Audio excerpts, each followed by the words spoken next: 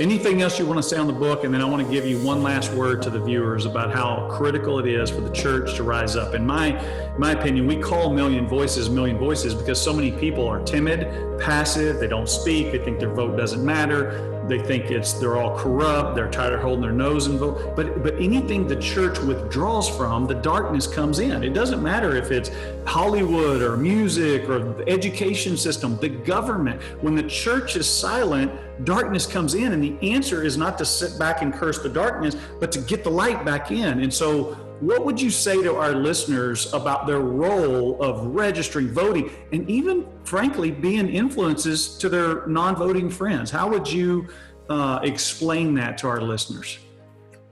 You know, the story of Esther is interesting, that Mordecai, her uncle, says to this girl who's hiding out in Babylon, in Persia, as a Jew. She doesn't want anybody to know her religious faith.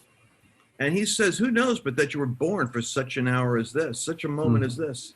And if you don't do what you are supposed to do, know that God will get his will done by someone else, but it will not go well with you.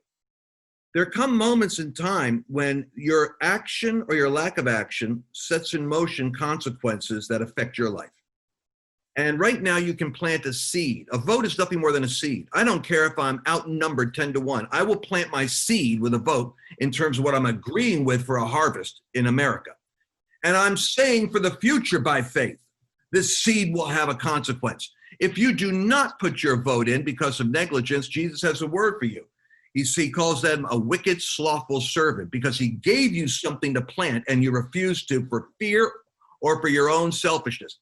I would suggest that you look at your vote not as an opportunity, but as a responsibility. You don't want to fail that, because whatever you do or don't do is going to be like an Esther moment. You're going to live with those consequences. You're going to authorize, with a wrong vote, you authorize anarchy to come into your life. With a right vote, you authorize favor to come into your life.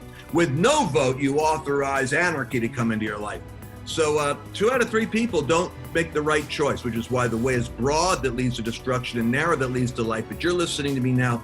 Your brother and your sister, by the way, that are Christians, need to do this also. You need to take this broadcast and get it to them. I'll talk to them. If they're offended, let me offend them further in person. But right now, you've got to put that seed in the ground, because you're going to live with the authorization of what you're about to do.